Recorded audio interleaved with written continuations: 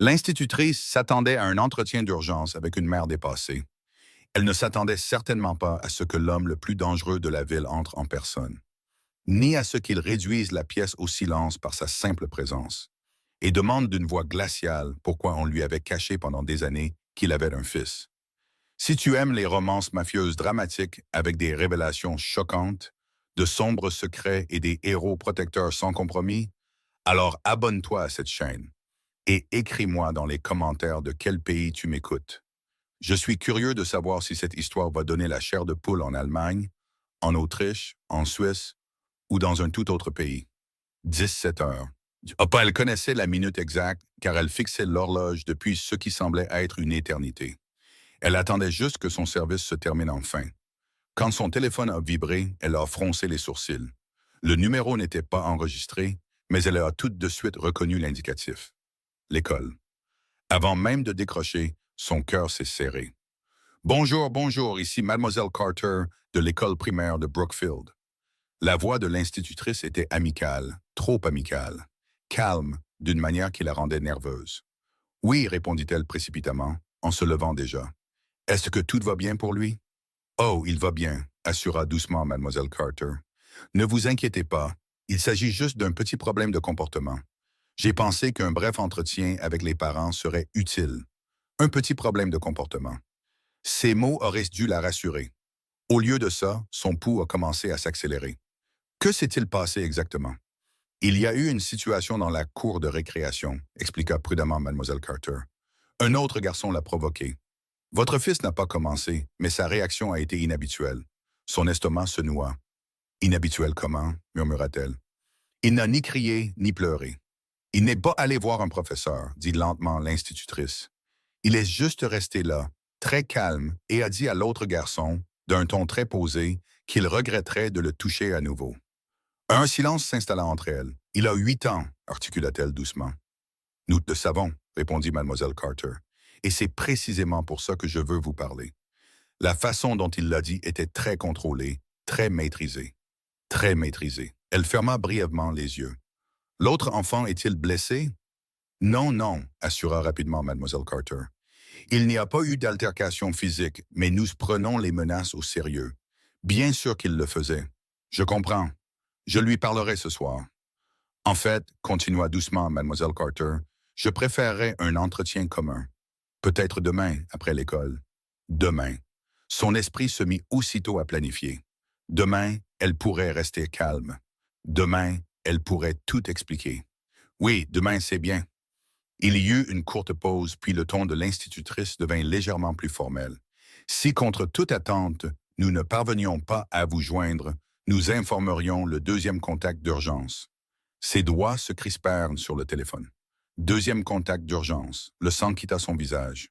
Ce ne sera pas nécessaire, dit-elle trop vite. C'est juste la procédure standard, expliqua calmement Mme Carter.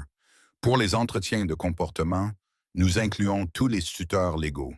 Tuteurs légaux, le mot la brûlait. Il n'y a que moi. Encore une pause. Eh bien, un autre nom est inscrit sur le formulaire.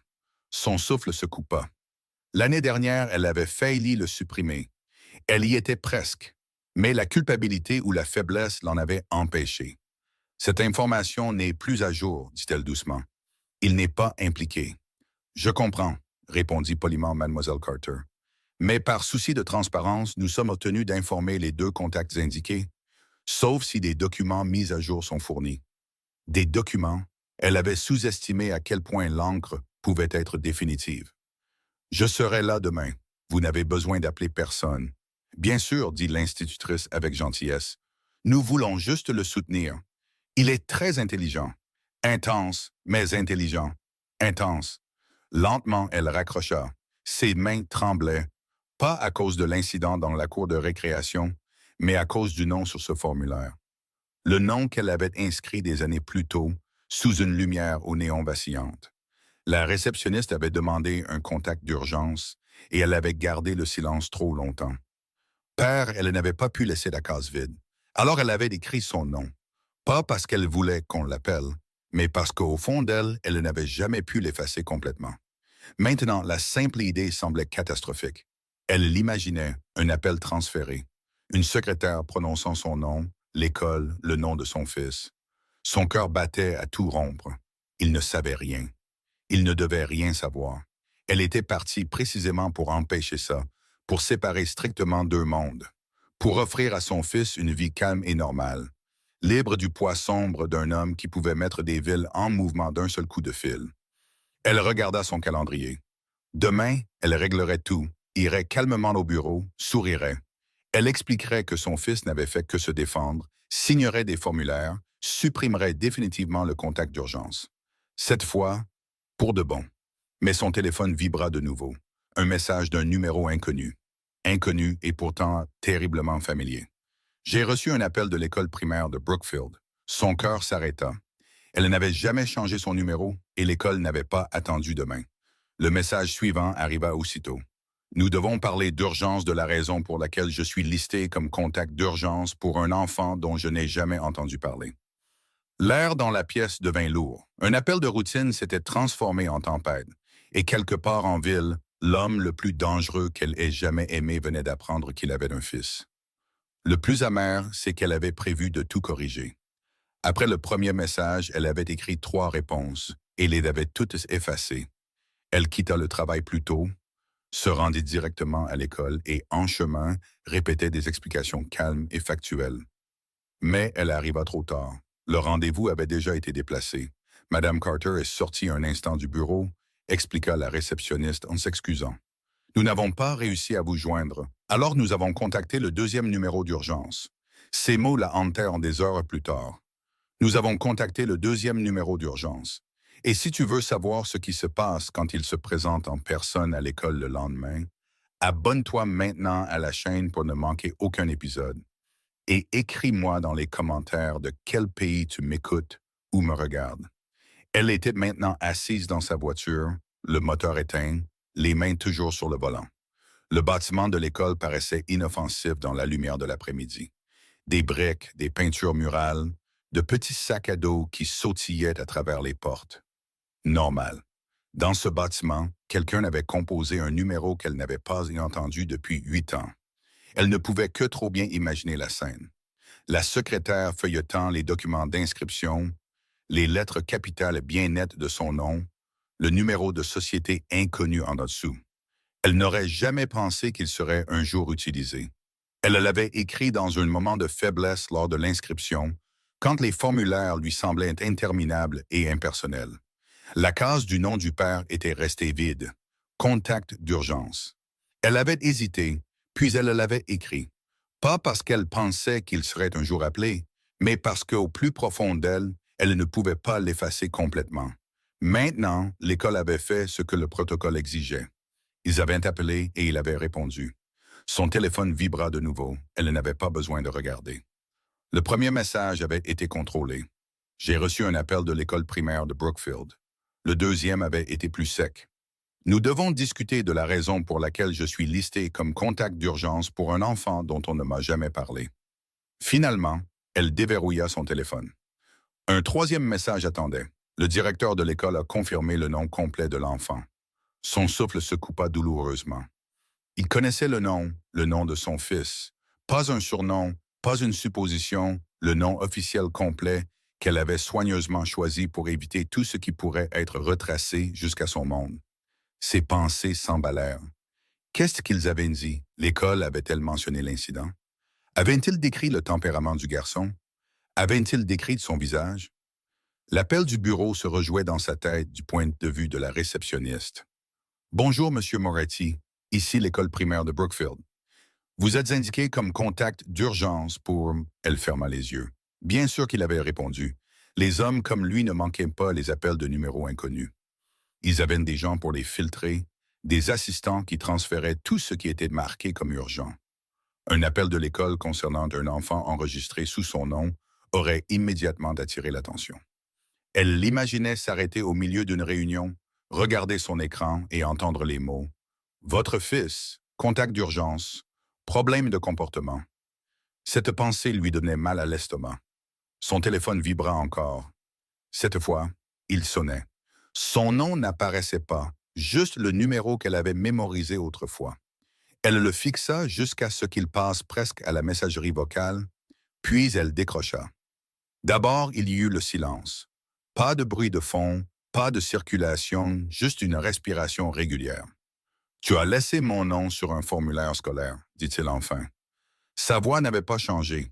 Elle était plus profonde que celle de la plupart des gens. Contrôlée, calme, d'une manière qui semblait plus dangereuse que des cris. C'était une erreur, dit-elle rapidement.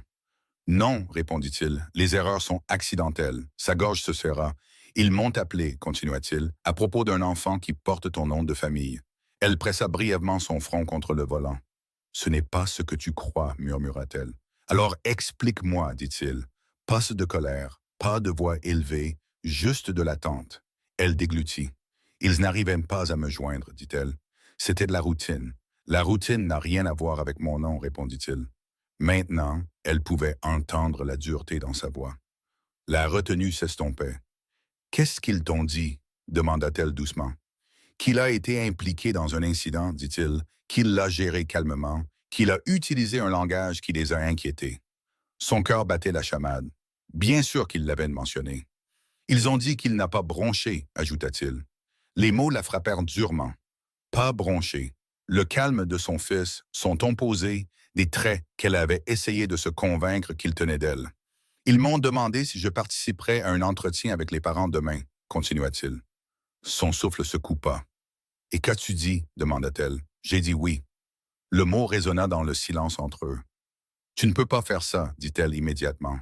Si je peux, répondit-il. Tu ne comprends pas de quoi ça aura l'air. Je comprends exactement de quoi ça aura l'air, dit-il calmement.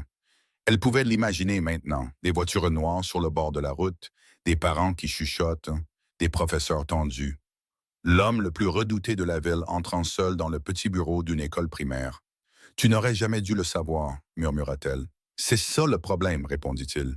Il y eut un silence. « Tu m'as listé, dit-il enfin. Pas comme père, mais comme contact d'urgence. Son cœur se serra. Ce n'était pas un accident, ajouta-t-il. Non, ce n'en était pas un. Tu ne peux pas le cacher et m'appeler quand ça t'arrange, dit-il doucement. Je ne t'ai pas appelé, dit-elle. L'école l'a fait, répondit-il. Parce que tu as mis mon nom là-bas. Elle ferma les yeux. C'était le contact dont elle n'avait jamais pensé avoir besoin, le numéro qu'elle avait noté en espérant qu'il ne resterait que de l'encre sur du papier. Le protocole en avait fait une révélation. « Tu devrais mettre le dossier à jour, dit-il. »« Je le ferai, murmura-t-elle. »« Trop tard, répondit-il. Son pouls s'accéléra. « Demain, continua-t-il calmement, je participerai à cette réunion. » Elle sentit le monde basculer. « Tu ne peux pas simplement débarquer dans son école, dit-elle. »« C'est mon fils, Elena, répondit-il. Les mots sonnaient comme un verdict final. Et pour la première fois depuis l'appel de routine, elle comprit quelque chose avec une clarté douloureuse. Il ne s'agissait plus d'un incident dans la cour de récréation. Il s'agissait d'un nom qui avait enfin été prononcé à voix haute. Les voitures arrivèrent 5 minutes avant la dernière sonnerie. C'était intentionnel. Les parents étaient déjà au bord de la route, une tasse de café à la main, leur téléphone dans l'autre. À moitié distraits, à moitié attentifs, comme toujours lorsqu'ils venaient chercher leurs enfants. Des dessins d'enfants flottaient aux fenêtres du couloir. Un surveillant ajustait son gilet. C'était un jeudi tout à fait normal, jusqu'à ce que les moteurs se fassent entendre. La première berline noire tourna lentement au coin de la rue, polie jusqu'à un éclat miroir. La deuxième suivit, puis une troisième. Toutes identiques, toutes intentionnelles. Elles ne roulaient pas vite, ne jouaient pas de musique forte. Elles ne faisaient pas de scène. Elles prenaient juste de la place. Les conversations s'arrêtèrent en plein milieu d'une phrase. « C'est pour quelqu'un? Il y a une sortie scolaire? Est-ce une sorte de visite de donateur? » Les parents s'écartèrent discrètement alors que les voitures se garaient le long du trottoir, là où se trouvaient habituellement les monospaces. Dans le bureau de l'école, Madame Carter leva les yeux de son bureau en entendant le léger vrombissement des moteurs à l'extérieur. La réceptionniste fronça les sourcils. « C'est inhabituel, murmura-t-elle. » La portière de la voiture du milieu s'ouvrit. Il en sortit seul, pas d'entourage visible, pas de garde du corps l'entourant. Juste lui. Costume sombre, pas de cravate. Son expression était sévère. Il ne se pressait pas, ne regardait pas autour de lui, l'air confus. Il examina le bâtiment une fois, l'évalua, puis se dirigea vers l'entrée. Un silence le suivit, non pas parce que quelqu'un le reconnut immédiatement, mais parce que de telles personnalités n'ont pas besoin d'être présentées. Sur le bord de la route, deux mères se penchèrent l'une vers l'autre. Tu sais qui c'est? Je crois que je l'ai vu aux informations. Le surveillant se redressa instinctivement à son passage. Il hocha la tête une fois en guise de salutation. Poli, calme, mais quelque chose bouillonnait sous la surface. Pas de panique, pas de chaos, pas de colère, mais du froid et de la retenue. Il entra dans le bâtiment sans attendre d'être accompagné. Au bureau, la réceptionniste se leva brusquement. Monsieur, puis-je vous aider? Oui, dit-il calmement. Je suis ici pour l'entretien parental concernant Daniel Rivera. Le cœur de Mademoiselle Carter se serra. Elle reconnut le nom sur le dossier. Le deuxième contact d'urgence. C'est vous, commença-t-elle prudemment. Je suis sur la liste, répondit-il calmement. Il n'y avait aucune arrogance dans cette déclaration, juste un fait. La réceptionniste jeta un coup d'œil à l'écran. Le nom correspondait. La pièce lui parut soudain plus petite. Bien sûr, dit Mademoiselle Carter, se forçant à un sourire professionnel. Nous attendions la mère. Elle est informée, répondit-il. Son regard parcourut une fois le bureau, observant les photos de classe encadrées, les affiches colorées et les minuscules chaises en plastique. Ce n'était pas son monde, et pourtant il s'y tenait sans hésitation. Dehors, d'autres parents avaient commencé à remarquer les voitures. Les téléphones étaient discrètement inclinés. Les chuchotements s'intensifièrent. Pourquoi quelqu'un comme lui serait-il ici? Quelque chose ne va pas. De retour au bureau, Mademoiselle Carter désigna la petite salle de conférence. Par ici. Il la suivit sans commentaire. Ses pas étaient mesurés. Ses mains pendaient détendues le long de son corps, mais la tension était visible sur sa mâchoire. Ils entrèrent dans la pièce. Une seule chaise vide se trouvait en face du bureau de l'institutrice. Il ne s'assit pas tout de suite. « Quand l'appel a-t-il été passé? » demanda-t-il. « Hier après-midi, » répondit prudemment Mademoiselle Carter. « Et la mère? » demanda-t-il. « Elle a confirmé qu'elle viendrait, » dit Mademoiselle Carter. « Et... » Son regard devint un peu plus perçant. « Et pourtant, j'ai été contacté en premier. Ce n'était pas une question. C'est le protocole habituel lorsqu'un parent n'est pas joignable, » expliqua Mademoiselle Carter. Son expression ne changea pas. « Protocole, » répéta-t-il doucement. Dehors, la dernière cloche de l'école sonna. Les enfants se déversèrent dans le couloir. Le bruit résonna doucement dans le bureau. Son regard se tourna brièvement vers le son. Quelque chose vacilla là. Protecteur, vif et immédiat. Mademoiselle Carter joignit prudemment les mains. « Il y a eu un petit incident, » commença-t-elle. « Je sais, » l'interrompit-il doucement. « Je veux l'entendre de votre bouche. » Elle déglutit. « Il a été harcelé, » expliqua-t-elle. « Un autre garçon l'a provoqué à plusieurs reprises. Votre... » Elle hésita. L'enfant n'est pas devenu violent. Sa mâchoire se crispa. « Qu'a-t-il fait? » demanda-t-il. « Il est resté très calme, » dit-elle, et a informé l'autre enfant qu'il y aurait des conséquences s'il le touchait à nouveau. Le silence emplit la pièce. « Cela vous inquiète? » demanda-t-il calmement. « Le ton nous a inquiétés, » précisa-t-elle. « Ce n'était pas de la peur. Ce n'était pas de la panique. »« Non, » acquiesça-t-il doucement. Devant la fenêtre de la salle de conférence, des parents tendaient discrètement le cou pour mieux voir. Les voitures noires restaient là comme des témoins silencieux. À l'intérieur, il s'assit enfin, lentement et de manière contrôlée. Il posa ses mains à plat sur la table. « A-t-il initié le contact? » demanda-t-il. « Non. A-t-il frappé quelqu'un? »« Non. » Alors il s'est défendu verbalement. « Oui, mais il a terminé calmement. » « Vous êtes inquiète de la façon dont il l'a fait. » Madame Carter hésita. « Oui. » Son regard se durcit légèrement. « Il n'a pas bronché, » ajouta-t-elle. Un muscle tressaillit dans sa mâchoire. « Non, » dit-il à nouveau. Soudain, la porte s'ouvrit. Des pas résonnèrent dans le couloir, puis elle apparut, essoufflée, pâle, les yeux écarquillés. Elle se figea sur le seuil. Il la regarda une fois, et la colère qu'il avait soigneusement réprimée devint visible. Pas explosive, pas bruyante, mais indéniable. Pas à cause de l'incident, mais parce qu'il avait appris l'existence de son fils par une secrétaire d'école.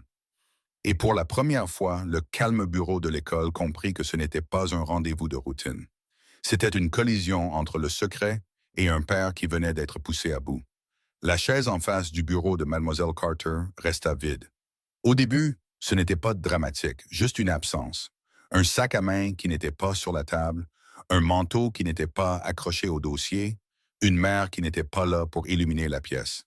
Mademoiselle Carter arrangea le dossier devant elle et sourit poliment à l'homme en face. Nous lui donnons encore quelques minutes, dit-elle doucement. La circulation peut être imprévisible. Il hocha la tête une fois. Bien sûr. Sa voix était calme, contrôlée, presque distante, mais ses yeux se tournaient vers la porte chaque fois que des pas se faisaient entendre dans le couloir. Les voitures noires à l'extérieur avaient déjà attiré l'attention. Les professeurs avaient fait semblant de ne pas regarder. Les parents avaient chuchoté avant de s'éloigner avec leurs enfants. Maintenant, c'était plus calme dans le bâtiment. La sortie des classes était presque terminée. Dans la salle de conférence, les néons bourdonnaient doucement au-dessus de leur tête. Madame Carter se racla la gorge. J'apprécie que vous soyez venu à la dernière minute. C'est toujours utile quand la famille est impliquée. Il ne la corrigea pas. Elle jeta un coup d'œil au formulaire sur son bureau. Deuxième contact pour les urgences. Non. Alejandro Moretti. Relation avec le tuteur. Elle hésita. Êtes-vous un oncle? Demanda-t-elle prudemment. Ou peut-être un parrain. Il joignit les mains nonchalamment devant lui. Je suis indiqué comme contact d'urgence, répondit-il. Oui, bien sûr, dit-elle rapidement, en hochant de la tête. Nous voulons juste comprendre la dynamique familiale. Cela nous aide à mettre le comportement en contexte. Dynamique familiale. Son expression changea à peine. Contexte, répéta-t-il doucement. Oui, continua-t-elle, sans remarquer le changement dans sa voix. Daniel est très réservé, intense pour son âge. Nous voyons parfois cela lorsque les enfants ont de forts modèles masculins dans leur vie. Un léger muscle tressaillit sur sa mâchoire. Fort, répéta-t-il. Elle sourit poliment. Ce n'est rien de négatif, juste quelque chose que nous aimerions savoir. Passe-t-il beaucoup de temps avec vous? La porte au bout du couloir claqua. Des pas résonnèrent à nouveau. Petits, rapides, puis Mademoiselle Carter. Daniel fit irruption dans la pièce sans frapper. Il s'arrêta brusquement en voyant l'homme assis à la table. L'atmosphère changea. Mademoiselle Carter se leva rapidement. Daniel, mon chéri, nous sommes en pleine réunion. Le garçon ne la regarda pas. Il fixait l'homme, la tête légèrement inclinée, le regard fixé sur lui. La pièce devint complètement silencieuse. Pendant une fraction de seconde, quelque chose de primitif se produisit entre eux. Une reconnaissance sans explication, une familiarité sans présentation. L'homme se leva lentement de sa chaise, pas brusquement, pas agressivement, juste assez pour être à la hauteur des yeux du garçon sans le dominer. Le souffle de Daniel se coupa. Pas de peur, mais de compréhension. « Tu es venu, » dit-il doucement. Madame Carter cligna des yeux. « Daniel. » Le garçon fit 2 pas en avant. « Vous êtes venu, » répéta-t-il d'une voix plus basse. L'homme déglutit une fois avant de répondre. « Oui, » dit-il. Mademoiselle Carter regarda, confuse entre les deux. « Je ne savais pas que vous viendriez, » continua Daniel. « Maman a dit que vous étiez occupé. » La pièce sembla se rétrécir. « J'ai pris le temps, » répondit l'homme. Ce n'était pas un spectacle, pas de théâtralité, juste la vérité. Daniel regarda la chaise vide en face. « Celle-là est pour maman, » dit-il. « Elle est toujours en retard quand elle est nerveuse. » Madame Carter se figea. « Nerveuse ?» répéta-t-elle. Daniel hocha la tête distraitement, continuant de fixer l'homme. Elle n'aime pas que les professeurs appellent. Une faible ombre passa sur le visage de l'homme. « Pourquoi ?» demanda-t-il doucement. « Parce qu'elle pense que les gens vont poser des questions sur vous. » Le silence se répandit dans la pièce. Le sourire de Madame Carter disparut. « Poser des questions sur lui ?» demanda-t-elle doucement. Daniel la regarda comme si elle avait posé une question évidente. « Oui, dit-il, mon père. » Le mot tomba comme un verre brisé. La main de Madame Carter glissa légèrement sur le bord de la table. « Je suis désolé, » dit-elle prudemment. « Vous êtes son père. » Daniel hocha de nouveau la tête, maintenant impatient. Oui, il regarda à nouveau l'homme. « Vous êtes mon père. » Il n'y avait aucune accusation là-dedans, aucun drame, juste de la clarté. L'homme ne réagit pas extérieurement, mais quelque chose dans sa posture changea. Moins de retenue, plus de certitude. « Oui, dit-il. Un mot. Constant, sans remords. » Madame Carter sentit la pièce basculer, mais les formalités, commença-t-elle faiblement en regardant le dossier. Daniel haussa les épaules. « Maman a dit qu'on n'en parlait pas. » La chaise vide en face sembla soudain être une preuve. Mademoiselle Carter fixa l'homme devant elle.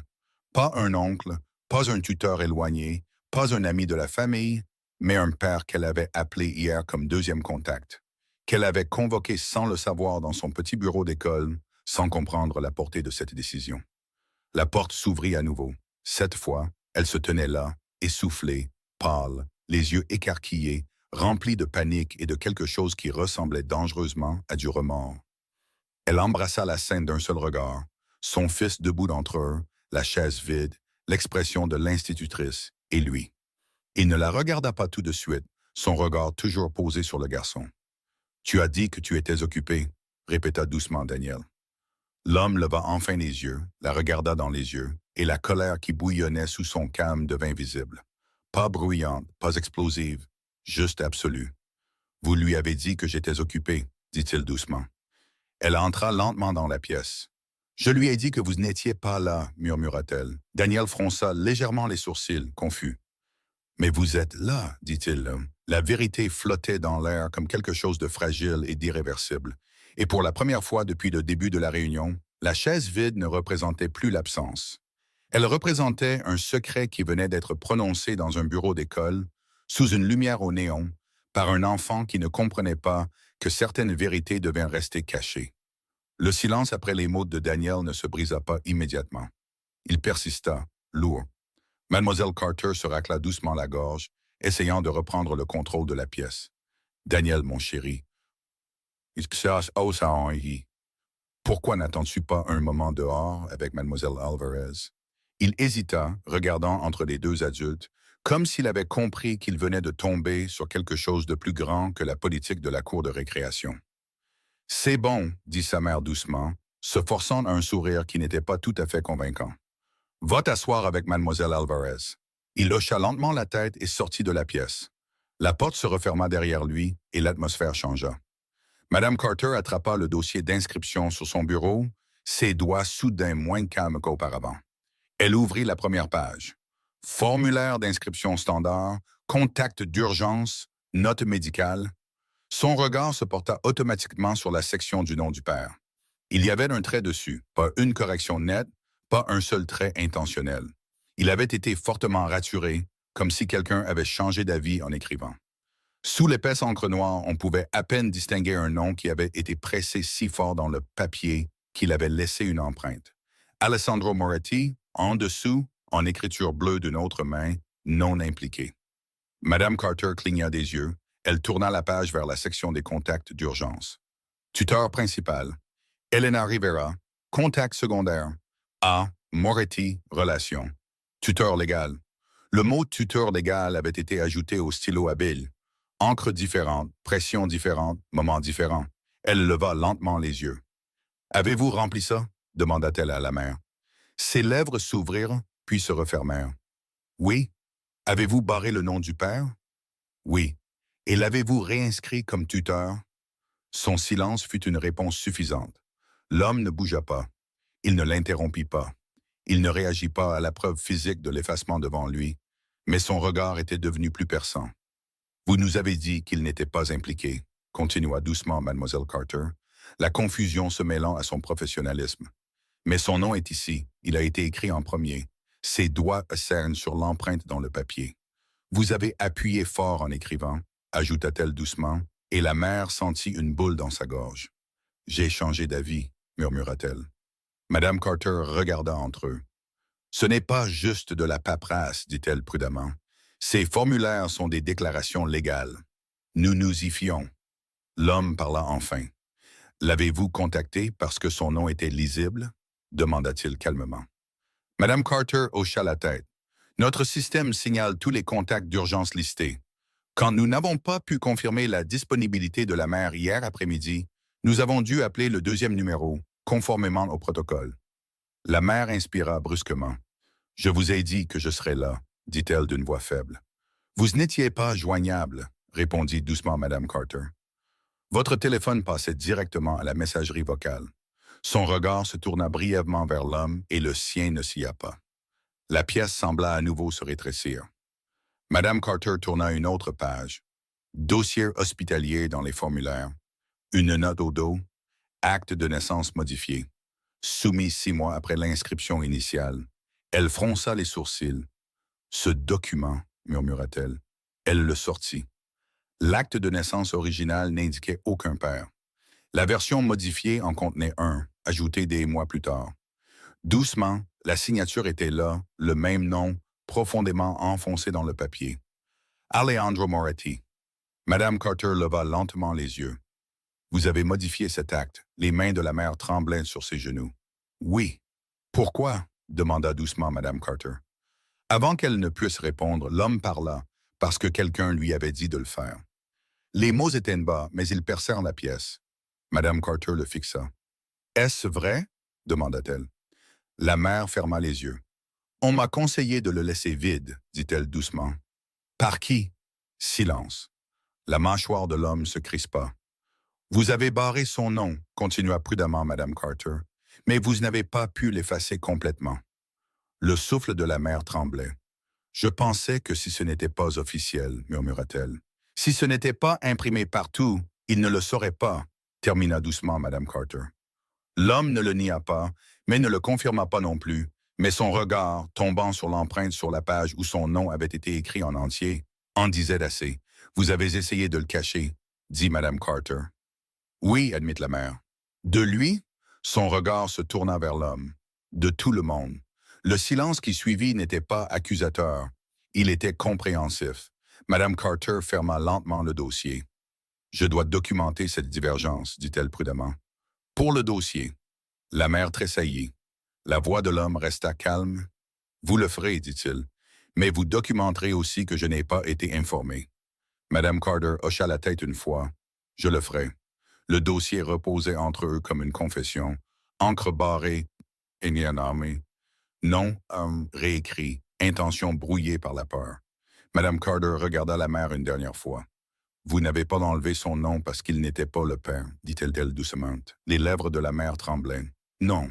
Vous l'avez enlevé parce que vous aviez peur de ce qu'il signifiait. La réponse flotta dans l'air, non dite, mais indéniable. Et pour la première fois depuis le début de la réunion, il ne s'agissait plus du comportement dans la cour de récréation. Il s'agissait d'un nom que quelqu'un avait essayé d'effacer et de l'homme assis en face d'eux qui venait d'apprendre à quel point il avait été proche de disparaître de la vie de son fils par un simple trait d'encre. La porte se ferma doucement, sans claquer, sans drame, juste un léger clic qui isola le petit bureau du bruit du couloir et du bourdonnement des conversations d'après-classe. À l'intérieur, l'air semblait différent. Il resta debout. L'institutrice était assise, la mère planait près de la fenêtre, comme si elle allait disparaître à travers elle si la tension devenait trop forte. Mademoiselle Carter joignit les mains sur le dossier. Avant de continuer, je veux clarifier quelque chose, commença-t-elle prudemment. La situation dans la cour de récréation n'a entraîné aucune blessure physique. Il leva les yeux vers elle, mais ses yeux étaient indéterminés. Elle hésita. Oui, hocha-t-il une fois. Reprenez depuis le début. Il n'y avait pas de voix élevée, pas de menace, pas de colère visible, mais la température dans la pièce chuta. Mademoiselle Carter inspira lentement.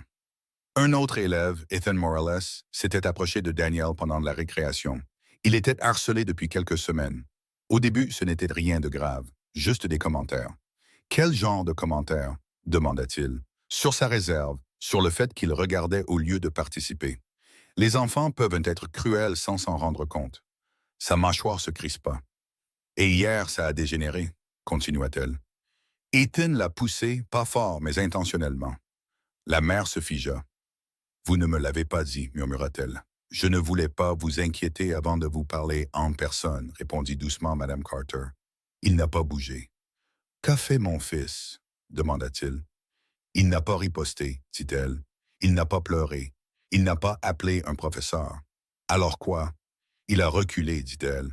Très calme, très silencieux. Ses yeux s'assombrirent légèrement. Et il a dit à Ethan que s'il le touchait à nouveau, il y aurait des conséquences. Le silence emplit le bureau. Pas un silence de choc, mais de reconnaissance. Vous trouvez ça alarmant, dit-il doucement. Ce n'est pas ce qu'il a dit, admit Mademoiselle Carter. C'est la façon dont il l'a dit. Comment? Il n'y avait aucune émotion. Le souffle de la mère se coupa. Madame Carter continua prudemment. Il n'avait pas l'air effrayé, il n'avait pas l'air en colère, il avait l'air sûr de lui. La main de l'homme se crispa légèrement à son côté. Cette assurance a fait reculer l'autre enfant, ajouta-t-elle. Bien, répondit-il. Mademoiselle Carter cligna des yeux. Nous encourageons la désescalade, précisa-t-elle rapidement. Mais nous nous inquiétons là aussi des enfants qui intériorisent les confrontations. Son regard devint plus perçant. Vous a-t-il parlé du harcèlement avant? Elle hésita. Non. Saviez-vous que ça se passait? Nous soupçonnions des tensions, admit-elle, mais il n'y avait aucune preuve. Et vous ne m'avez jamais contacté? Ce n'était pas une question. Sa posture se raidit légèrement. Nous avons contacté le tuteur principal, dit-elle. Et quand ça a échoué, elle baissa les yeux sur le dossier. Nous avons appelé le deuxième numéro une fois. Une fois, répéta-t-il. Oui. Sa voix resta calme. Ma messagerie vocale était-elle pleine? Non. Étais-je injoignable? Non. Alors pourquoi n'ai-je pas été informé de semaines de harcèlement avant que ça ne dégénère? La question flotta dans l'air. Madame Carter déglutit. Nous donnons la priorité aux parents indiqués comme principal. Au père, conclut-il. Le mot tomba plus lourdement qu'il n'aurait dû. La mère tressaillit. Madame Carter choisit ses mots avec soin. Au tuteur désigné comme décideur principal. Il se pencha légèrement en avant, posant ses mains sur le bord du bureau. Mon fils a-t-il été blessé physiquement? Non. Émotionnellement? Elle hésita. Il ne semblait pas en détresse. Parce qu'il ne montre pas sa détresse facilement, murmura la mère. L'homme lui jeta un bref regard. Et comment savez-vous ça? Demanda-t-il doucement. Elle détourna le regard. Un long silence s'installa. Mademoiselle Carter intervint doucement. Nous ne remettons pas en question votre implication. Nous avons simplement suivi les règles. Il se redressa lentement. Les règles, répéta-t-il. La mère s'avança enfin. Vous ne pouvez pas vous énerver à ce sujet, dit-elle doucement. Vous n'étiez pas là. Son regard fusa vers elle. Je n'ai pas été informé. C'était de ma décision. C'était de votre droit, répondit-il. Toujours calme, mais maintenant indéniablement en colère. Le silence dans le bureau devint écrasant. Il se tourna de nouveau vers l'institutrice. Si un autre enfant le touche à nouveau, dit-il d'une voix basse et maîtrisée, j'attends une documentation, j'attends une notification et j'attends des comptes. Mademoiselle Carter hocha rapidement la tête. Bien sûr, les politiques de la cour de récréation ne m'intéressent pas, continua-t-il. Ce qui m'intéresse, ce sont les schémas. Il y aura une médiation entre les garçons, proposa-t-elle. Il y aura une surveillance, corrigea-t-il. Oui, et je serai inclus dans toutes les futures communications. Mademoiselle Carter jeta un coup d'œil à la mère avant de hocher la tête. Compris. L'homme s'éloigna du bureau. Sa colère ne déborda jamais. Il ne haussa jamais le ton, mais elle emplit la pièce comme une tempête piégée derrière une vitre. La voix de la mère brisa le silence. Il l'a maîtrisée, murmura-t-elle. Il n'a pas riposté. Il la regarda. Ce n'est pas la question.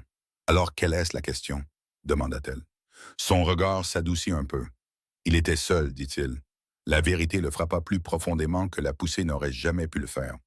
Devant la fenêtre du bureau, des enfants riaient dans la cour. La vie normale continuait. À l'intérieur, quelque chose avait changé. Il ne s'agissait pas d'une bagarre dans la cour de récréation. Il s'agissait d'un garçon qui avait appris à se défendre sans hésiter et d'un père qui venait de réaliser qu'il n'avait pas été là pour le voir. Le silence dans le bureau était lourd. Pas de chaos, pas de violence, juste de la colère, froide, maîtrisée et très, très éveillée. Ils le trouvèrent dans la cour. Daniel était assis sur le muret de béton au bord de la cour de récréation, les coudes sur les genoux, tenant en équilibre une brique de jus à moitié vide entre ses mains. La foule d'après-classe s'était dispersée. Il ne restait que quelques enfants qui attendaient d'être récupérés. Leur voix flottait en éclats de rire sporadiques sur l'asphalte. Il ne riait pas, il observait. Pas nerveusement, pas avec anxiété, il observait simplement. L'homme ralentit en s'approchant, comme s'il franchissait une frontière invisible. La mère le suivait, un pas derrière. Son pouls battait fort dans ses oreilles. « Daniel », appela-t-elle doucement. Il se retourna immédiatement. Son regard se posa d'abord sur elle, vérifiant automatiquement que tout allait bien. Puis, il se tourna vers l'homme à côté d'elle. Il n'avait pas l'air effrayé, il n'avait pas l'air timide. Il n'avait pas l'air incertain, il avait l'air curieux. Il y avait presque quelque chose de clinique. L'homme s'arrêta à quelques mètres, lui laissant de l'espace. Daniel glissa du mur et se mit debout. Trop droit. Les épaules en arrière, le menton droit, silencieux. Cette fois, la ressemblance n'était pas dans les yeux, elle était dans la posture. La mère le ressentit comme une douleur physique. Vous ne repartez pas, n'est-ce pas? Demanda simplement Daniel. Pas une accusation, pas une supplique, juste une collecte d'informations. L'expression de l'homme changea presque imperceptiblement. Je ne repars pas, dit-il. Daniel hocha la tête une fois. D'accord, c'était tout. Pas de réaction dramatique, pas d'explosion émotionnelle, juste une acceptation. L'homme l'examina maintenant comme Daniel l'avait examiné auparavant. Évaluant, jaugeant. Tu n'avais pas peur, dit-il doucement. Daniel haussa légèrement les épaules. De quoi? De moi, précisa-t-il. Daniel inclina la tête. Pourquoi devrais-je? Le souffle de la mère se coupa. L'homme ne répondit pas tout de suite. Certaines personnes y ont peur, dit-il. Daniel y réfléchit. Ils ne vous connaissent pas, conclut-il. La simplicité de cette prise de conscience le frappa plus durement que le doute ne l'aurait fait. Le garçon s'approcha un peu, pas à portée de main, pas imprudemment, juste assez pour réduire la distance. Il regarda les mains de l'homme. Vous ne tremblez pas, constata Daniel. Le pouls de la mère s'accéléra. Quoi? Demanda-t-elle doucement. La plupart des adultes tremblent quand ils sont en colère, expliqua Daniel. Pas vous. L'homme baissa les yeux sur ses propres mains. Elles étaient calmes, toujours calmes. Toi non plus, répondit-il. Daniel ne sourit pas, il ne réagit pas du tout. Je ne me mets pas en colère comme ça, dit-il. Comment te mets-tu en colère? Demanda l'homme. Daniel y réfléchit sérieusement. Je deviens silencieux. La mère ferma brièvement les yeux. Bien sûr qu'il le faisait. L'homme hocha lentement la tête. C'est dangereux, dit-il doucement. Daniel leva les yeux vers lui. Pourquoi? Parce que les gens ne le voient pas venir. Le garçon accepta cela sans ciller. C'est le but, dit-il. Le cœur de la mère battait fort. C'était encore là. Pas un comportement appris, pas une imitation. De l'instinct. L'homme s'accroupit légèrement, pas au point de le dominer, juste assez pour le regarder dans les yeux. Pourquoi n'as-tu pas dit à ton professeur que tu étais harcelé? Demanda-t-il. Daniel haussa les épaules. Ce n'était pas important. Si quelqu'un te touche, c'est important. Daniel soutint son regard. Je m'en suis occupé. Les mots ne sonnaient pas comme de la vantardise. Ils étaient factuels. La mâchoire de l'homme se crispa légèrement. Tu ne devrais pas avoir à le faire, dit-il. Daniel fronça légèrement les sourcils, comme si cette pensée ne lui était pas venue. Pourquoi pas? L'homme hésita. Parce que tu as 8 ans. Daniel inclina de nouveau la tête. Vous avez eu 8 ans aussi? La mère inspira brusquement. L'homme cligna des yeux une fois. Oui. Avez-vous eu besoin d'aide? Demanda Daniel. La question le frappa plus durement que n'importe quelle accusation. L'homme ne répondit pas tout de suite. Non, dit-il finalement. Daniel hocha la tête, satisfait. Moi non plus. Le silence entre eux n'était pas hostile. Il n'était pas gênant. Il semblait harmonieux. La mère regardait avec une incrédulité silencieuse. Elle s'était attendue à de la peur, de la confusion, peut-être même du ressentiment. Au lieu de cela, son fils l'analysait comme un miroir. « Vous vous tenez comme moi, dit soudain Daniel. » L'homme haussa légèrement les sourcils. « Comment je me tiens? » Daniel recula et redressa les épaules. Comme ça. La ressemblance était maintenant indéniable. Le poids réparti uniformément. Le menton calme, le silence, sans raideur. L'homme se redressa lentement pour atteindre sa pleine hauteur. « Tu es observateur, dit-il. » Daniel haussa les épaules. « Vous êtes bruyant sans parler, ajouta-t-il pensivement. La mère déglutit. « Qu'est-ce que ça veut dire? » demanda-t-elle doucement. « Ça veut dire que les gens bougent quand ils marchent, répondit Daniel. L'homme expira lentement. « Et tu remarques ça? » Daniel hocha la tête. « Je remarque tout. » Les mots étaient simples, sans fioriture. Vrai. L'homme regarda la mère. Quelque chose changea dans ses yeux. « C'est toi qui lui as appris ça? » demanda-t-il doucement. Elle secoua la tête. « Non. » Daniel s'approcha de nouveau. « Vous ne me faites pas peur, dit-il simplement. » L'homme s'accroupit de nouveau pour être à sa hauteur. « Ce n'est pas mon intention. » Daniel l'examina une dernière fois. « Vous n'allez pas me mentir, demanda-t-il. La cour sembla soudain fragile. L'homme n'hésita pas. « Non. » Daniel hocha la tête une fois. « D'accord. » Et juste comme ça, la tension se dissipa. Le garçon ne tressaillit pas, ne recula pas, ne s'accrocha pas à la jambe de sa mère. Il l'accepta simplement, comme si le sang se reconnaissait, comme si la posture, le silence et la constance n'étaient que des langues qu'il parlait couramment. La mère les regarda, debout là, image miroir séparée par des années, et reconnut quelque chose de terrifiant et d'inévitable. Son fils n'avait jamais eu besoin d'apprendre qui était son père. Il l'avait simplement su, pas par des noms, pas par des papiers, mais par la façon dont il se tenait et ne reculait pas. La porte s'ouvrit trop vite. Elle claqua contre le butoir avec un bruit sec et aigu qui résonna dans le couloir silencieux. Elle resta là une demi-seconde, comme si elle n'était pas sûre que ses jambes la porteraient plus loin. Essoufflée, pâle, une main toujours si fermement agrippée à son téléphone que ses jointures étaient devenues blanches. La réceptionniste leva les yeux de son bureau. « Madame, je suis là, » dit-elle rapidement, la dépassant déjà. « Pour la réunion. » Madame Carter se leva de sa chaise dans la salle de conférence. Le soulagement traversa brièvement son visage, puis la confusion, puis quelque chose de plus lourd en voyant le regard dans les yeux de la femme. Pas de confusion, pas d'agacement, mais de la peur. L'homme était déjà debout. Il ne se précipita pas vers elle. Il ne recula pas non plus. Il l'observait simplement. Et quand leurs regards se croisèrent, l'atmosphère changea. Ce n'était rien de dramatique. Aucune voix forte ne fut élevée. Aucun reproche ne fut fait. Mais quelque chose dans ce regard fixe portait une histoire. Attente. Tout un passé condensé en une seconde de reconnaissance. « Tu es en retard, » dit-il doucement. Ce n'était pas cruel, ce n'était pas sec, mais ce n'était pas neutre non plus. La circulation, aurait-elle presque dit. Le travail a duré plus longtemps. Mon téléphone est foncé. Tous les petits mensonges polis que les gens utilisent pour apaiser les tensions. Au lieu de cela, elle murmura. « Tu ne devrais pas être ici. » L'estomac de Mademoiselle Carter se noua. Ce n'était pas un oncle qui se mêlait de tout. Ce n'était pas un contact d'urgence confus. C'était autre chose. « Il est dans le dossier, » dit prudemment Mademoiselle Carter, essayant de garder sa voix calme. « Quand nous n'avons pas pu vous joindre hier, nous avons suivi le protocole. » La mère ferma les yeux un instant, comme si le mot protocole lui faisait physiquement mal. « Je leur ai dit que je viendrais, » dit-elle. « Et vous n'avez pas répondu, » répliqua l'homme. Son ton resta calme et maîtrisé, mais en dessous, il y avait quelque chose qui se contractait et se retenait. Elle entra maintenant complètement dans la pièce et ferma la porte derrière elle. Le clic sembla plus fort qu'il n'aurait dû. Son fils se tenait dans le coin du bureau, silencieux et vigilant. Quand il la vit, il se dirigea instinctivement vers elle. Elle s'agenouilla immédiatement et le serra contre sa poitrine.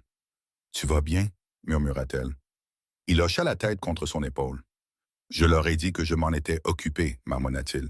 Son souffle se coupa. Elle lui caressa les cheveux. « Je sais. » Quand elle se releva, elle ne regarda pas d'abord l'institutrice, elle le regarda lui. « Tu n'avais pas à faire ça, » dit-elle doucement, tandis que sa mâchoire se crispait. « Je suis sur la liste, c'était une erreur. » « Non, dit-il, ce n'était pas une erreur. » Le regard de l'institutrice passa de l'un à l'autre. « Vous avez barré son nom, » dit doucement Mademoiselle Carter, en tenant le formulaire d'inscription. « Et puis vous l'avez réinscrit. Ce n'est pas une erreur, c'est une intention. » La mère ouvrit la bouche, mais serra de nouveau les lèvres. Son fils la regarda, confus. « Pourquoi l'as-tu barré ?» demanda-t-il. Le silence emplit la pièce. Elle déglutit difficilement. Parce que, commença-t-elle d'une voix brisée, parfois les adultes pensent qu'ils protègent les gens en cachant des choses. « De qui ?» demanda Daniel. Son regard se tourna vers l'homme avant qu'elle ne puisse se retenir. Mademoiselle Carter le vit, et soudain, tout s'emboîta. L'acte de naissance modifié, le nom du père barré, le deuxième contact d'urgence que personne ne s'attendait à utiliser. Ce n'était pas une confusion administrative, c'était une dissimulation.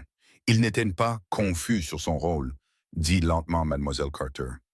La mère ne répondit pas. Vous avez essayé de l'effacer. L'homme inspira une fois, profondément et de manière contrôlée. Pourquoi demanda-t-il doucement. La question n'était pas en colère, elle était pire. Elle était blessée. Elle secoua la tête. Ce n'est pas le bon endroit, murmura-t-elle. C'est devenu le bon endroit quand vous avez écrit mon nom en espérant qu'il ne serait jamais composé, répondit-il. Ses épaules s'affaissèrent. Je ne voulais pas ça, dit-elle. Tu ne me voulais pas ici, la corrigea-t-il. Leurs regards se croisèrent à nouveau. L'institutrice se sentit maintenant comme une intruse. Pas dans une dispute, mais dans quelque chose de beaucoup plus ancien et compliqué. Il ne s'agit pas de la cour de récréation, dit doucement Madame Carter. Non, répondit l'homme. Il s'agit de lui, murmura la mère. Son fils regardait d'entre eux. Pourquoi tout le monde fait comme si j'avais fait quelque chose de mal? Demanda-t-il doucement. Son cœur se brisa. Tu n'as rien fait, dit-elle immédiatement. Il fronça les sourcils. Alors pourquoi as-tu peur? La question la frappa comme un verre qui tombe. Elle s'agenouilla de nouveau devant lui. Je n'ai pas peur de toi, dit-il. Quoi, dit-elle. Son regard se tourna lentement vers l'homme qui se tenait de l'autre côté de la pièce. Tu as peur de lui. Le silence se fit dans la pièce. L'homme ne bougea pas, ne sia pas, attendit simplement. Elle inspira en tremblant. J'avais peur, admit-elle. L'institutrice retint son souffle. Maintenant, elle n'avait plus peur de lui. Elle avait peur de ce qu'il avait signifié. Peur de la vie qu'elle avait essayé de fuir. Peur du moment qui était enfin arrivé, sous une lumière fluorescente et sur des chaises pliantes. La voix de l'homme devint douce. Je ne t'ai jamais demandé de t'enfuir. Elle rit faiblement. Vous n'aviez pas besoin de le faire. Mademoiselle Carter recula d'un pas, leur donnant l'espace dont elle ne savait pas qu'ils avaient besoin. Ce n'était pas un malentendu, ce n'était pas une mauvaise communication, c'était un secret qui avait vécu silencieusement dans la paperasse et l'encre barrée. Et maintenant, il se tenait devant son bureau et il respirait.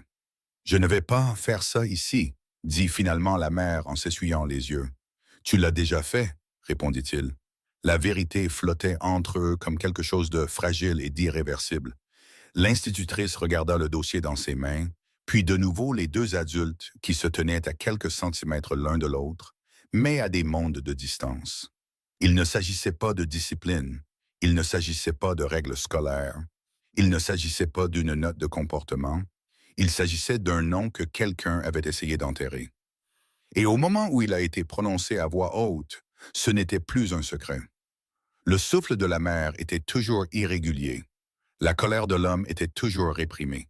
Et dans ce bureau silencieux, sous une lumière au néon et à côté de dessins au crayon collés au mur, l'institutrice comprit quelque chose avec une clarté absolue.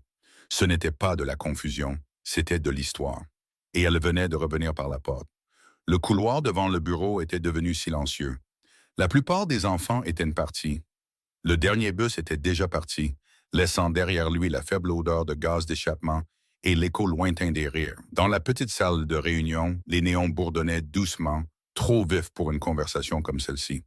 Daniel était maintenant assis dans le coin, les jambes croisées, empilant silencieusement des blocs de construction en plastique qu'il avait trouvés dans un bac de la salle de classe. Il n'écoutait pas, du moins pas de manière évidente, mais il était assez proche pour entendre chaque mot. Elle le remarqua et, pour la première fois depuis qu'elle était entrée dans le bâtiment, elle cessa d'essayer de contrôler la situation. Elle le regarda simplement, l'homme qui se tenait en face d'elle, les mains calmes le long du corps, la colère cachée sous la discipline. « Tu veux savoir la vérité ?» demanda-t-elle doucement. « Oui, répondit-il. Elle déglutit. « Il ne s'agissait pas de toi, dit-elle. Pas au début. » Son regard ne s'adoucit pas. De quoi s'agissait-il alors? Elle ferma brièvement les yeux, et quand elle les rouvrit, la peur qu'elle portait depuis des années n'était plus dissimulable. « Ça a commencé par un message, dit-elle. » Il se figea complètement. « Quel message? J'étais enceinte de 6 mois, continua-t-elle. Tu étais à Rome.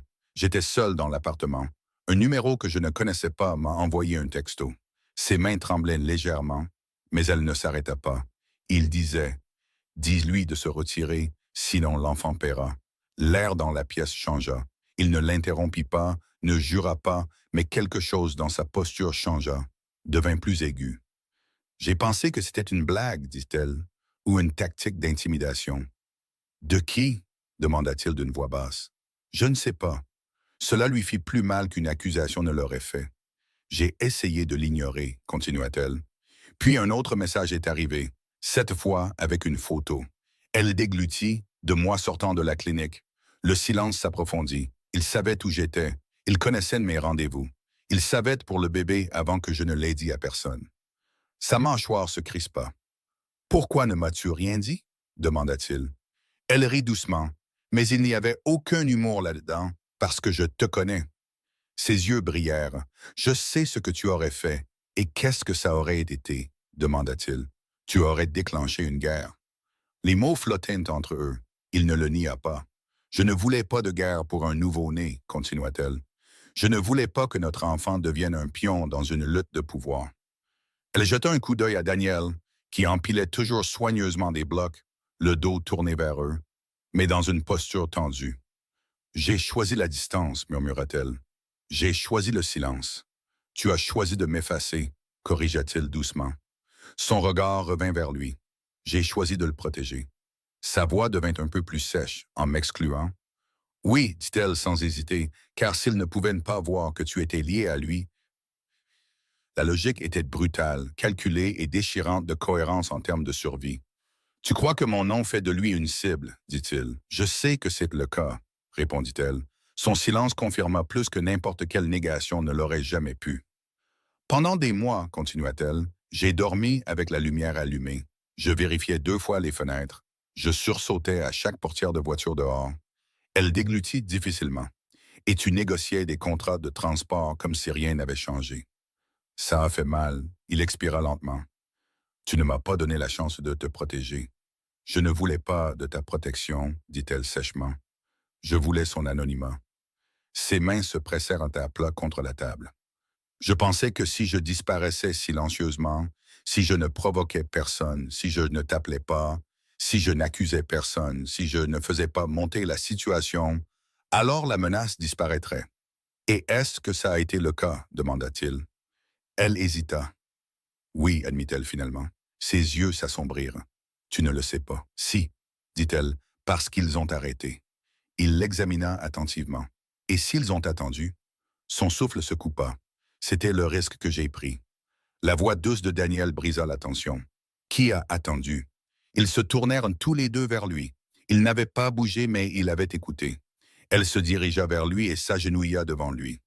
Certaines personnes n'aiment pas que les hommes puissants aient des choses qu'ils aiment, dit-elle doucement. Il fronça les sourcils. Pourquoi? Parce que ça leur donne le contrôle.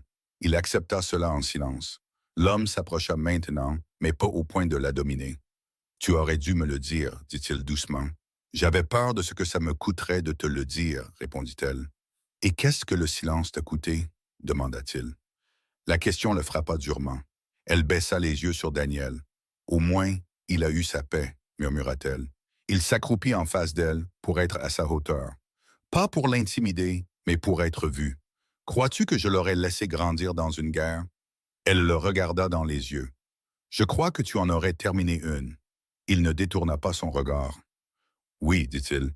La certitude dans sa voix était à la fois terrifiante et rassurante. C'est exactement ce que je craignais, répondit-elle. La vérité flottait entre eux, brute et non filtrée. Je ne l'ai pas cachée parce que je ne t'aimais pas, dit-elle doucement. Alors pourquoi? Demanda-t-il à nouveau. Parce que t'aimer signifiait connaître les ennemis que tu te faisais, répondit-elle. Silence. Finalement, je pensais que la distance le rendrait invisible. Il se leva lentement. La distance ne rend pas le sang invisible, dit-il. Daniel regardait d'entre eux, silencieux mais pensif. Alors tu m'as caché? Demanda-t-il. Elle hocha la tête. Oui, il y réfléchit. Ça a marché? Elle hésita.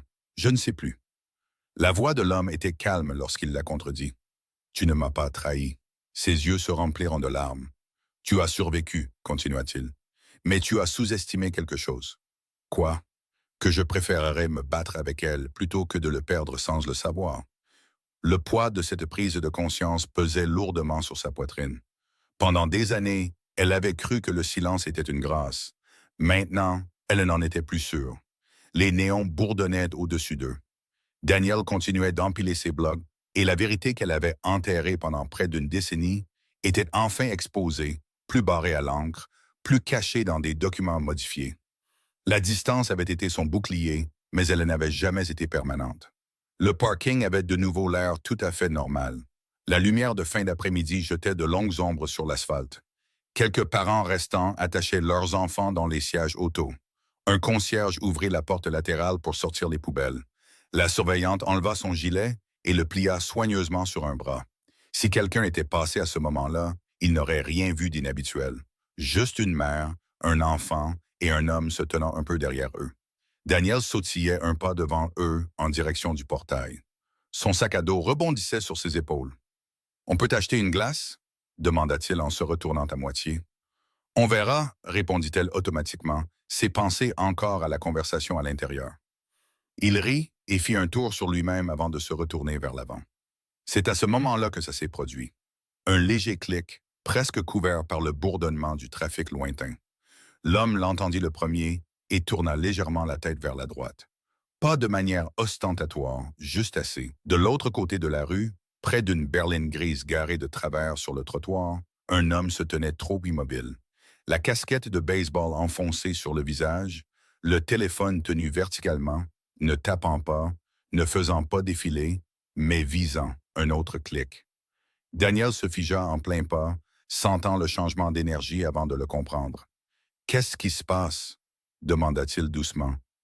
La mère suivit le regard de l'homme. Son cœur se serra. Le téléphone était pointé sur son fils. Le monde se rétrécit instantanément. L'homme ne cria pas, ne s'enfuit pas. Il bougea simplement. Deux hommes apparurent aux extrémités opposées du pâté de maison, comme s'ils avaient toujours été là. L'un traversa la rue derrière la berline grise, l'autre s'approcha depuis le trottoir, sans ralentir son pas. Le photographe baissa le téléphone une fraction de seconde, trop tard. « Vous vous trompez » commença-t-il nonchalamment. L'homme à côté d'elle ne répondit pas. Il s'avança juste assez pour se placer entre Daniel et la rue, sans toucher le garçon, le protégeant. La portière de la berline grise s'ouvrit légèrement, puis s'arrêta, alors qu'un des hommes qui s'approchait se pencha et posa calmement une main sur le bord. « Effacez-le » dit doucement l'homme au photographe. Le pouls de la mère martelait dans ses oreilles.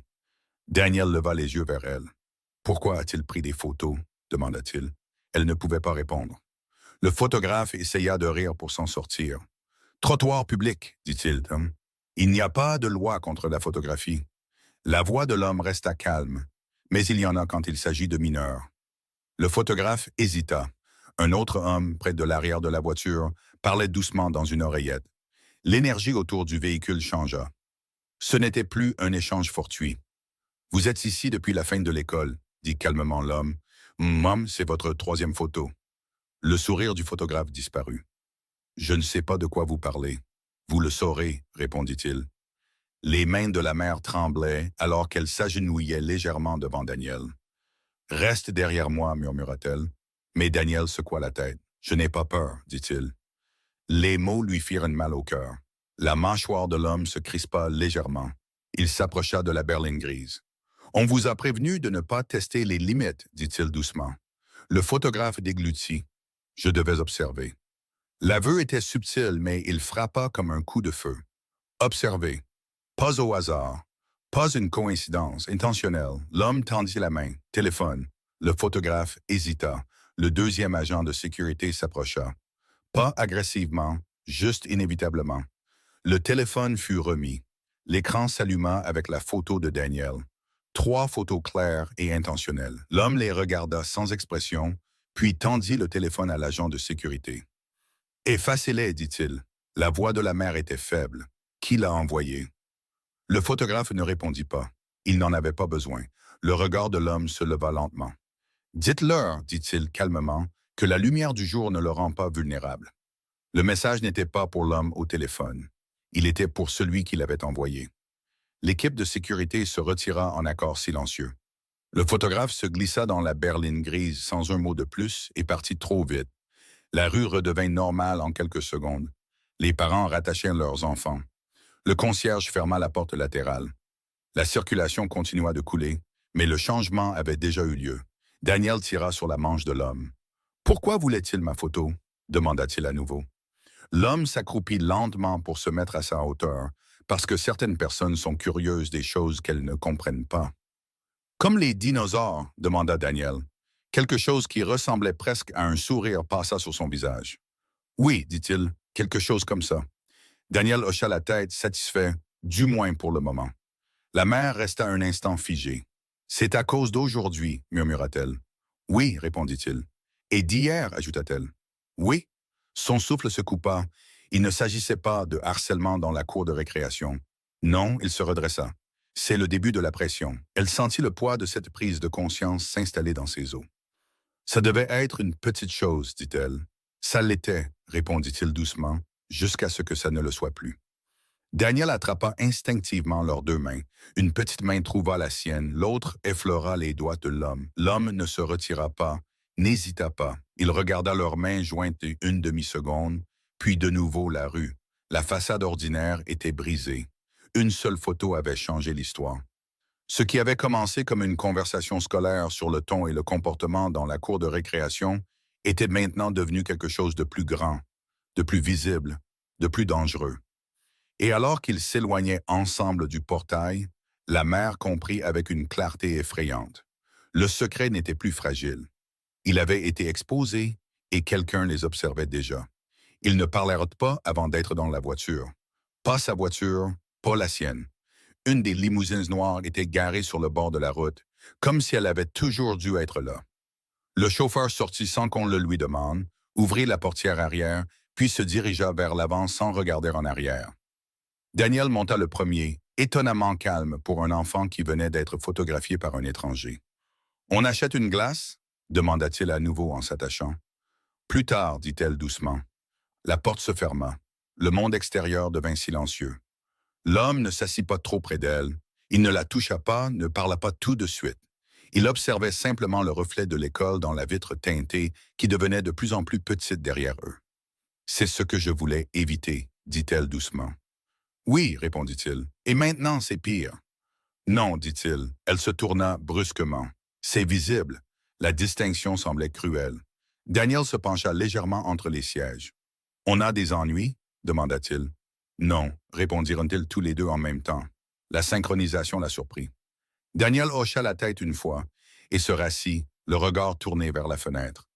La voix de l'homme devint plus basse. « Je ne te l'enlève pas. » Les cligna des yeux.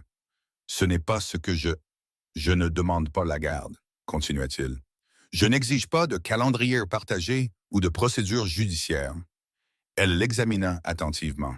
« Alors qu'est-ce que tu exiges? » La transparence. Le mot pesait lourdement entre eux. « Tu ne peux pas exiger ça, » dit-elle doucement. « Je ne l'exige pas, corrigea-t-il. J'y attache une protection. » Sa poitrine se serra. « Ça ressemble à une exigence. »« C'est une condition, » répondit-il calmement. Il y eut une pause. La voiture tourna dans une rue plus calme. « Plus de noms barrés, » dit-il, « plus de contacts secondaires listés comme des accidents. » Elle détourna le regard. « Tu crois que c'est une question d'ego ?» demanda-t-il. « Je crois que c'est une question de contrôle. » Non, dit-il doucement, c'est une question de stratégie. Daniel gigota sur son siège, mais ne l'interrompit pas. Si mon nom est public, continua-t-il, alors quiconque s'approche de lui sait à quoi il s'expose. Et ça ne te fait pas peur, demanda-t-elle. Ça décourage le mauvais courage. Son souffle tremblait. Tu as vu ce qui s'est passé aujourd'hui. Oui, mais tu étais là. Oui. Et si tu n'avais pas été là, son regard devint plus perçant. Alors ils n'auraient pas osé. La certitude dans son ton l'effraya plus que l'incident lui-même. « Tu ne peux pas être partout, » murmura-t-elle. « Je n'ai pas besoin de l'être, » dit-il. Elle le fixa. Finalement, il se tourna complètement vers elle. « Je propose une reconnaissance légale, » dit-il calmement. « Non pas pour revendiquer la propriété, mais pour créer un dossier. Qu'est-ce que ça veut dire? Ça veut dire que ces documents reflètent la vérité. Son école sait qui appeler. Ses médecins connaissent ses antécédents familiaux. Sa protection est institutionnelle, pas improvisée. Son pouls s'emballa. « Tu veux que ton nom soit sur tout? »« Oui. » Son honnêteté l'a surpris. « Une sécurité invisible, » ajouta-t-il. « Pas d'ombre, pas d'observation silencieuse, mais une présence ouverte. Ça le rendra différent, dit-elle. Il l'est déjà. » Les mots tombèrent plus lourdement qu'une accusation. Elle regarda Daniel, qui dessinait des formes avec un doigt dans la condensation sur la vitre. « Il mérite une vie normale, » murmura-t-elle. « Il mérite la sécurité, » corrigea l'homme. « Et si je dis non? » La voiture ralentit à un feu rouge. Il n'hésita pas. « Alors je me retire. » Son cœur se serra. « Tu partirais? »« Je me retirerai, » précisa-t-il. « Pas de documents publics, pas de protection visible. Je resterai listé comme contact d'urgence, rien de plus. C'est tout. C'est tout. Elle chercha dans son visage des signes de manipulation. N'en trouva aucun. Ce n'est pas un moyen de pression, demanda-t-elle. Non. Qu'est-ce que c'est alors? Un accord, dit-il. Le feu passa au vert. Je ne protégerai pas un fantôme, continua-t-il doucement. Si je suis impliqué, je suis visible, responsable, documenté. Elle déglutit. Et qu'attends-tu de moi? Arrête de me cacher. La simplicité de cette déclaration faisait mal. Arrête de dire au professeur que je suis une erreur, ajouta-t-il. Arrête de faire comme si j'étais un ami de la famille. Sa poitrine se serra. Je le protégeais. Tu l'isolais, dit-il doucement. Daniel intervint depuis la banquette arrière. On se dispute? Elle se força à parler d'une voix calme. Non. L'homme lui jeta un coup d'œil. Nous prenons des décisions, dit-il calmement. Daniel hocha la tête une fois. Décidez-vous vite, dit-il. Je n'aime pas quand les gens chuchotent. La vérité là-dedans faisait mal. La voiture s'arrêta devant sa maison. Pas de foule, pas de spectacle, juste une rue calme et le soleil de fin d'après-midi. Il sortit le premier, puis ouvrit la porte de Daniel. Le garçon sortit sans hésiter. Avant de se diriger vers les marches de l'entrée, il se retourna vers eux. « Vous entrez ?» demanda-t-il à l'homme. La question n'était pas dramatique, elle était pratique. L'homme la regarda. C'était le moment. Pas de salle d'audience, pas de menace, juste un jardin et un enfant qui attendent. « Je n'entrerai pas si vous ne le dites pas, dit-il doucement. Transparence, visibilité, responsabilité, passe de force, juste de la présence. Elle sentit le poids des années peser sur elle. Se cacher avait semblé sûr, mais la journée d'aujourd'hui avait prouvé le contraire. Si ton nom est sur tout, dit-elle lentement, alors ta responsabilité l'est aussi. Son regard ne vacilla pas, il l'est déjà. Et si ton monde vient à nouveau le chercher, il devra passer par moi. Pas d'hésitation, pas de théâtralité, juste des faits. Daniel attendait sur les marches, les observant avec un calme troublant. Elle expira.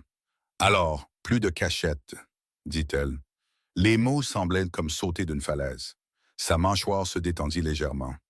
Plus de cachette, acquiesça-t-il. Et pour la première fois depuis l'appel de l'école, la peur dans sa poitrine changea. Elle n'avait pas disparu, pas été effacée, mais partagée, visible, structurée. La protection était assortie de conditions et elle venait de les accepter. Le gymnase de l'école sentait le popcorn et la peinture à la détrempe. Des chaises pliantes avaient été disposées en rangées inégales. Des étoiles en papier pendaient à de minces ficelles du plafond, tournant lentement dans l'air, entraînées par le bourdonnement de la ventilation. Une bannière peinte à la main s'étendait sur le mur du fond. Soirée de spectacle de printemps. C'était d'ordinaire, douloureusement d'ordinaire. Des enfants gigotaient dans des costumes dépareillés près des rideaux de scène. Des parents chuchotaient au-dessus des programmes, leur téléphone prêt à enregistrer des vidéos tremblantes qu'ils ne supprimeraient jamais. Elle était assise au 3e rang, les mains jointes sur ses genoux, scrutant involontairement l'entrée. Elle se disait qu'elle n'était pas nerveuse. Ce n'était pas une salle d'audience, ce n'était pas une confrontation, c'était un événement scolaire. Mais la visibilité semblait différente quand on la choisissait. Les portes à l'arrière du gymnase s'ouvrirent. Pas de cortège, pas de voiture noire sur le bord de la route, juste un homme qui entrait seul. Pas d'agent de sécurité à ses côtés, pas de pose dramatique. Il portait une veste sombre au lieu d'un costume, pas de cravate, aucun signe visible d'autorité, sauf la façon dont les gens s'écartaient instinctivement sans savoir pourquoi. Quelques parents lui jetèrent un coup d'œil. Il y a eu un bref murmure, qui s'éteignit ensuite. Il n'était pas là pour intimider. Il était là pour s'asseoir. Il la vit immédiatement. Leurs regards se croisèrent par-dessus les chaises pliantes. Il n'y avait aucun défi dans son expression, ni d'excuse, juste de la présence. Il remonta lentement l'allée et prit la place libre à côté d'elle. Pas trop près, pas trop loin, aligné. La circulation, demanda-t-elle doucement, se surprenant elle-même. Un coin de sa bouche tressaillit. Quelque chose comme ça. « Sur scène », dit la professeure de musique en tapotant le micro. « Bienvenue, chère famille », rayonna-t-elle. « Nous sommes très heureux de vous montrer ce sur quoi les élèves ont travaillé. » Famille, le mot sonnait différemment maintenant. Elle le sentit à côté d'elle. Pas lourd, pas imposant, sûr. Daniel jeta un coup d'œil derrière le rideau, cherchant la foule. Il la repéra en premier, puis son regard se déplaça et il le vit. Quelque chose changea instantanément dans la posture du garçon. C'était à peine perceptible. Il se redressa, leva le menton. Pas de spectacle, pas d'effet, mais de la confiance. Il ne fit pas de grands signes, il ne cria pas. Il maintint juste son regard une seconde de plus que nécessaire, et l'homme hocha la tête une fois. Un geste minuscule, mais c'était suffisant. Le spectacle commença. Les enfants traînèrent des pieds sur la scène dans une chorégraphie maladroite de baskets colorées et de sourires nerveux. Les parents riaient doucement quand quelqu'un manquait d'un pas. Les téléphones brillaient dans la faible lumière. Daniel s'avança pour sa partie. 2 lignes dans une courte pièce parlaient sur les constellations. Il ne se pressa pas, ne trébucha pas, sa voix porta clairement à travers le gymnase. Et même si vous ne pouvez pas voir les étoiles, dit-il, laissant son regard parcourir la foule, elles sont toujours là. De manière inattendue, sa gorge se serra. Quand il eut fini, des applaudissements polis remplirent de la pièce. Il ne baissa pas les yeux sur ses chaussures comme certains enfants. Il ne se retira pas rapidement. Il s'arrêta un instant, puis quitta la scène. L'homme à côté d'elle n'applaudit pas plus fort que les autres. Il ne se leva pas. Il n'attira pas l'attention sur lui. Il regardait simplement, avec une fierté indéniable. Après la dernière chanson, les parents se précipitèrent sur la scène pour récupérer leurs enfants et prendre des photos sous les étoiles en papier. Elle se leva lentement. Il se leva avec elle. Daniel courut vers eux, les joues rouges et un sourire. « Vous avez vu ?» demanda-t-il, essoufflé. « Nous avons vu, dit-elle. « Tu ne t'es pas planté, ajouta l'homme. Daniel sourit. « Je sais. » Il n'y avait aucune arrogance là-dedans, juste de la certitude. Quelques parents restèrent à proximité, curieux mais prudents. Personne ne s'approcha directement d'eux, personne ne posa de questions. Ce n'était pas dramatique, c'était normal. Daniel glissa une main dans la sienne et l'autre dans la sienne à lui. Pas avec hésitation, pas en essayant, tout naturellement. L'homme regarda un instant leurs mains jointes, puis de nouveau vers elle. « Tu avais raison, » dit-elle doucement. « Sur quoi? » Le silence ne le protège pas. Il ne répondit pas tout de suite. « Non, » acquiesça-t-il après un moment. Il l'isole. Elle regarda Daniel rire avec un camarade de classe à proximité. Sa posture était plus droite que la semaine dernière. « Tu ne l'écrases pas, dit-elle. « Je ne suis pas ici pour l'écraser, répondit-il. Je suis ici pour être constant. » Constant? Ça semblait simple, mais ça semblait radical. « Tu n'as pas amené de sécurité, remarqua-t-elle. Ils sont dehors, dit-il calmement. À une certaine distance, pas caché, pas planant, présent, structuré. Elle expira lentement. Je pensais que si je me tenais à côté de toi, il deviendrait une cible. Et maintenant, elle regarda autour d'elle dans le gymnase, les professeurs qui bavardaient, les parents qui ramassaient les programmes, son fils qui se tenait d'entre eux, sans se recroqueviller. Je crois que le fait de le cacher le rendait plus petit, admit-elle. Il l'examina un instant. Je ne vais pas t'éclipser, dit-il doucement. Ce n'est plus de ça que j'ai peur. Daniel tira sur leurs mains. On peut acheter une glace maintenant? Demanda-t-il avec espoir. Elle rit doucement. Oui. Ils se dirigèrent ensemble vers la sortie. Pas précipitamment, pas dramatiquement, juste 3 silhouettes se fondant dans la foule.